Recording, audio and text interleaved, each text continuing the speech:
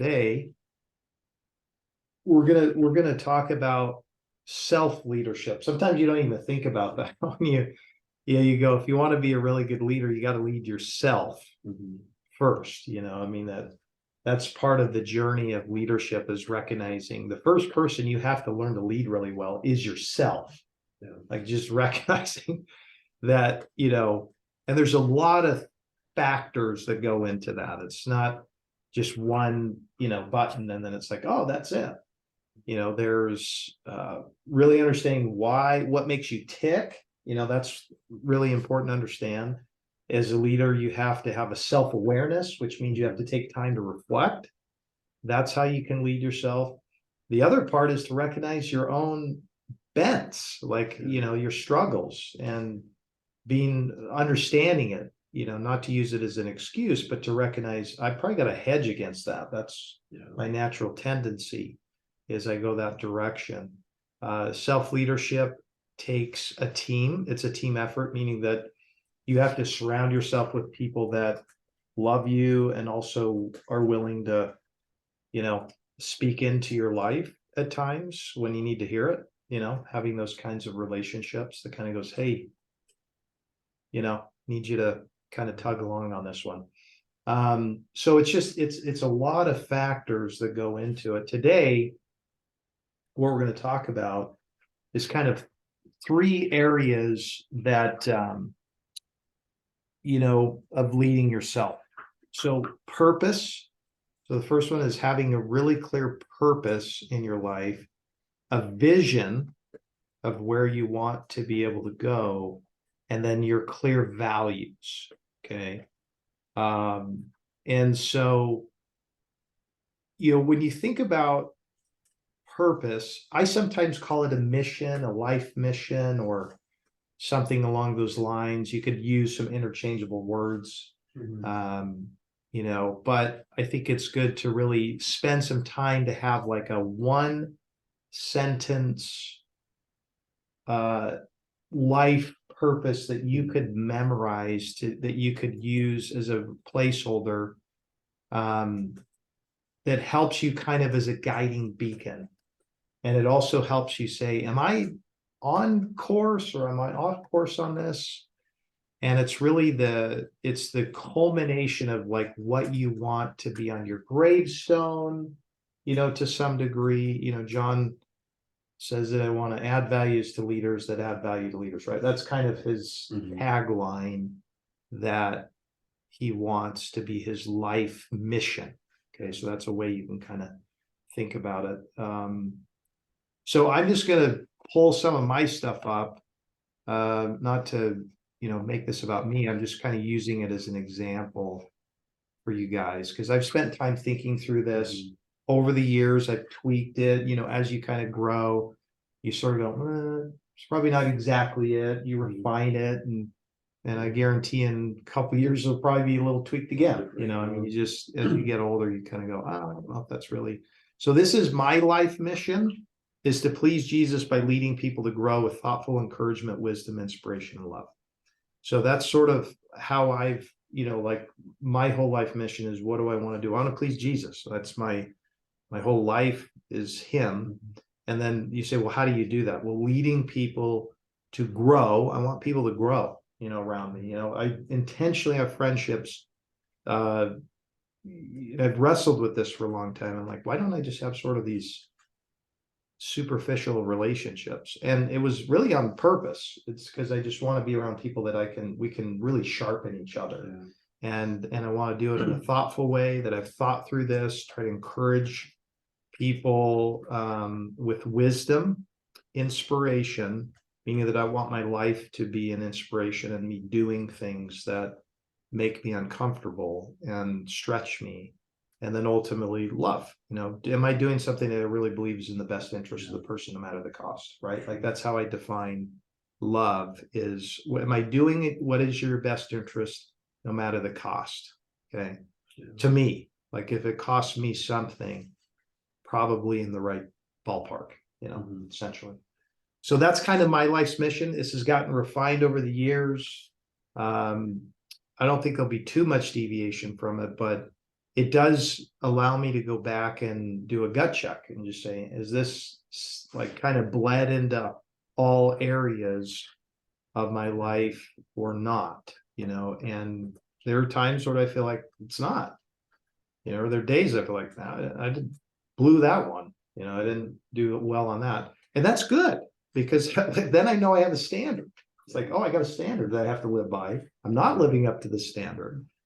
And that's a positive thing because at least you recognize that you have a standard you're trying to live by, and it's your benchmark, and so this is kind of my life's mission. So I'll stop there and just see if, do you guys understand what I mean by kind of a life purpose or a life mission? It really shouldn't be a long thing. It should be a shorter. I mean, I'm even going to try to get this shorter so I can just, kind of whip it out. So thoughts or comments about a life's mission or purpose? It reminds me of the H3 meeting that we had, that, and I can't remember the speaker. It's like on the tip of my tongue, but I think he kind of came up with like, he had like a similar statement of like calling it like I think he called it like a personal mission statement. It was a personal vision statement. It was the guy down at the, yeah, you're right. Yeah, I like that. I think it's hard. It's definitely hard to come up with one though. Like it probably changes over time as you it might sound good one day, but then you realize, oh man, no, I'm leaving out a major piece here. Yep. Yeah, it's almost like gives you like that motivation that you need to get through each day. Because sometimes it's just like day at a time or minute at a time or second at a time. Yes. And if you have a life's mission, you can look at that and say, here's my why, and here's what I'm doing it for. Yeah. And who's here, here's who I want to impact through it. Yes. Yeah. 100%. Like when I look at yours, I see, it's pretty clear. It's concise. It's very meaningful. And if that's what gets you up from the sack every morning, then that's great. Yeah. Like that's what you need to find that motivation. Yeah. Yeah. And I think, one of the ways to think about how you could get to your own is, and we'll go through this journey, but it's starting to recognize like, what are my personal giftings? Like, what do I think that my giftings are? One of the ways that we'll end up doing this throughout the next 2024 is doing a 360-degree review with your colleagues and also probably your close friends. I'm having Mackie work on this right now. And it allows you to get some perspective. I went to a retreat with a bunch of board people, and they actually did this whole Word document. And they had like 150 words. And you had to go through each board member and you had to just pick words of what you felt like was attributed to them. And then they took all of those into this computer system, and then it spit out this word picture that actually they framed. And what everybody kind of consistently said would be the bigger words, and the smaller ones were kind of in the backdrop. So it's pretty cool. And so I've kept that. It was really impactful. And some of the things I'm like, wow, I didn't even see myself as that at all, and so it's good to go through that exercise. But that's one of the ways you can try to get to it, is by saying, what could I do? Like, how can I go through the process of understanding like what I think my 3 to 5 kind of propensities or giftings or things that are just going to be there. That's one of the ways.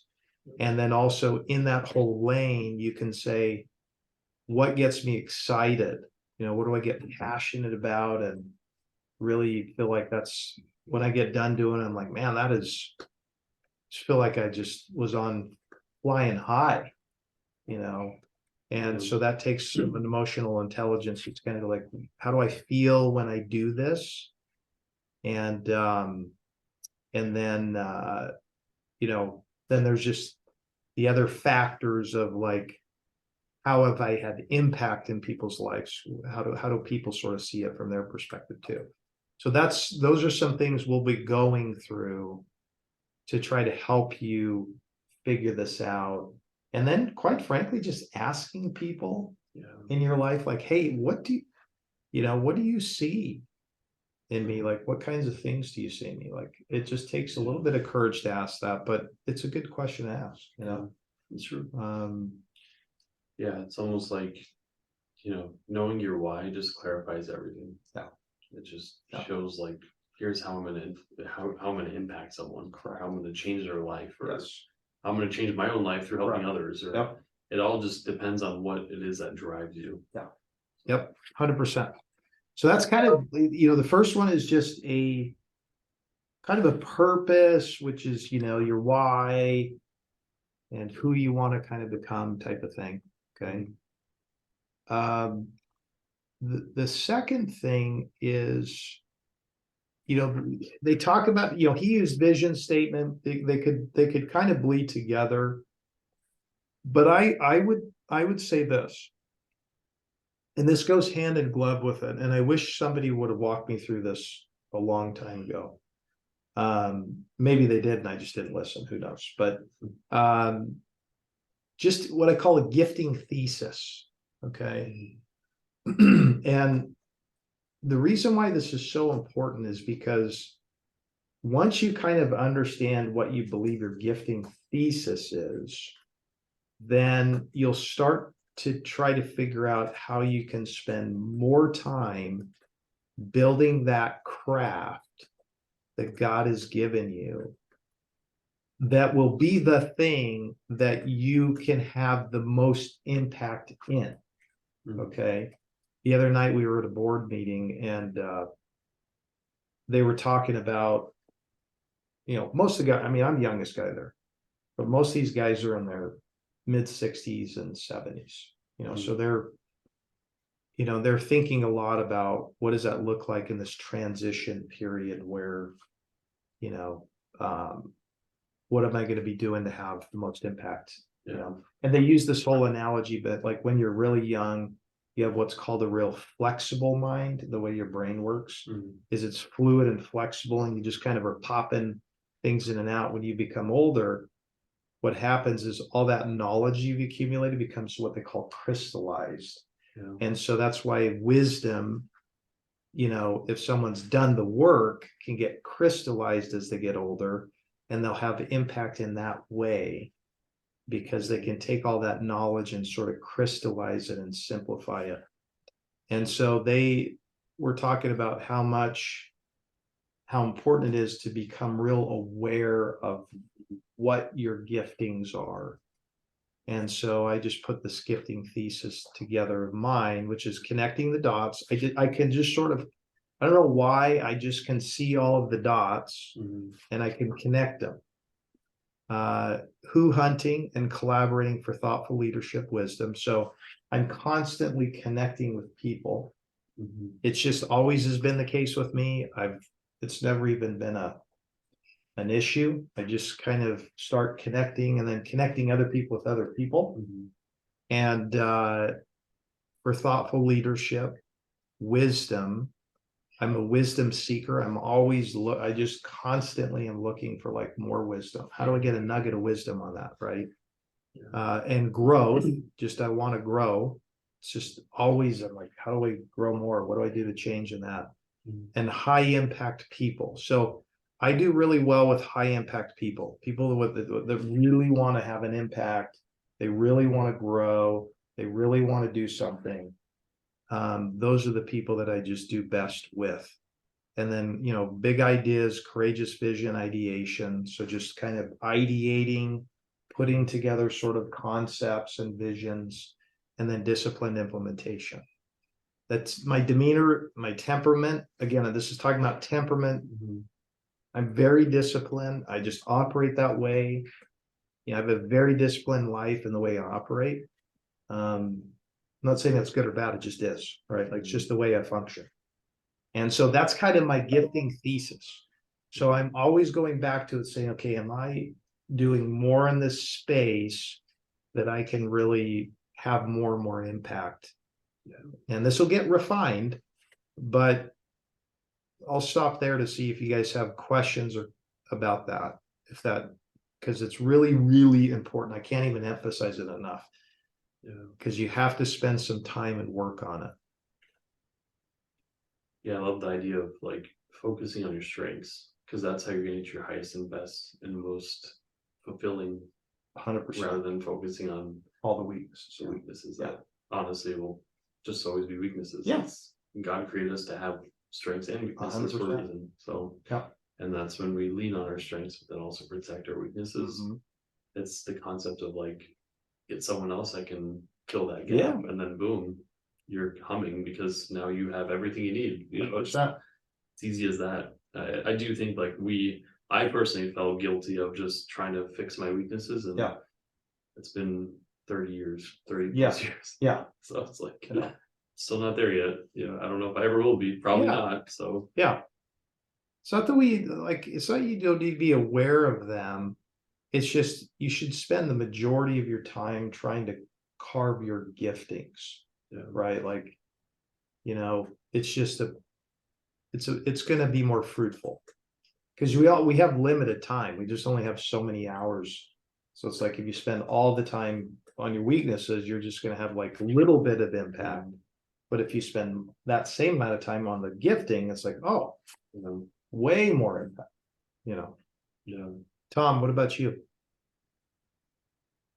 I think it's one of those things that probably takes a lot of time and reflection as to like realizing, is it your gifting or is it your desire? Like it's Sure. it's one of those things where sure, like the things that you enjoy doing are more likely the things that you're good at doing, but I don't think that's always, like I enjoy baking, but nobody enjoys eating the stuff I bake because I'm not good at it. But I think it's one of those things where it's definitely takes a lot of time to like sit down and I think that's where that that process you were talking about before on having other people kind of give an analysis of you could probably be useful in figuring out your gifting thesis. It might be stuff that you don't even realize, that's like ways that you give back to people you might not even realize that you're doing it. That's true. Yeah, it's a big one, and it does take time, reflection, asking questions, jotting things down, and so there is a process, and we'll go through it. It'll be fun because you guys need to do that if you really want to have impact and grow. So the final one, which for some reason here we go. So just your values, like we're just going through your whole process and saying like, what are my values that I want to do? And so these are just mine, please Jesus, invest in the local church. That's a big value of ours. Invest in my family's character growth to build future influencers, right? That's what we're always trying to do with our kids. How do we build their character? I'm not looking for them to be A students it's great if they are, but I don't really care about that. I care about like, what's your character and what are you doing and how are you growing?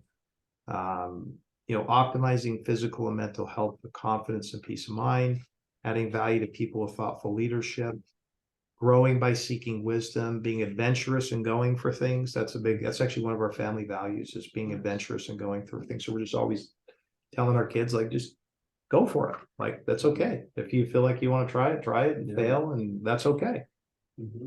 Facing reality with integrity, internally and externally. I didn't put that in there, but just facing reality in my own world and outside, building long-term wealth and living very below our means. You always ask, why don't you buy a bigger house? I'm like, I don't need one. So, and I don't really care. And so that's our own value. Building friendships with H3 people that I can build things with, and then being disciplined. So those are just some of my values. Again, not to point it to me, I'm just kind of using it as an example for you guys. But I would encourage you, and we'll go through this process, but the first thing you have to do to become a really good leader is you just have to keep leading yourself.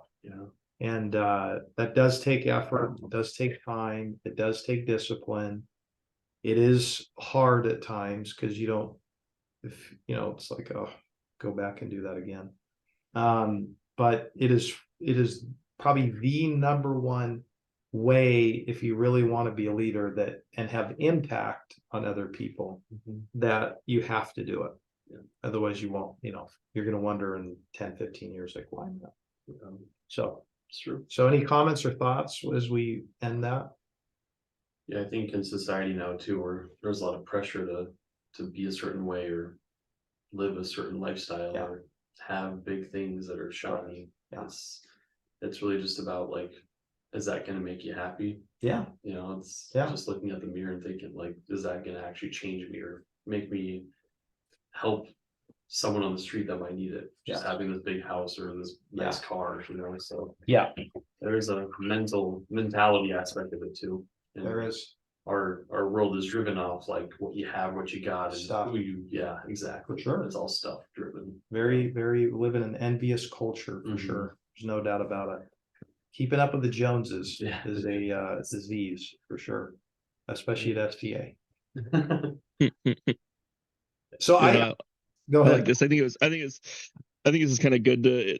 It's one of those things that seems like it should be like one of those obvious things that you should kind of have in life, but probably one of those things that doesn't ever get done until somebody puts it in front of you, pushes or suggests, because otherwise, you're just kind of aimlessly like going and not really. There's no. It's kind of like having a why. If you don't have a why, I mean, a why is like a good step to this, but having this and like an understanding yourself better, and values are like a code to do it all by. Definitely impactful. I like this. It's good.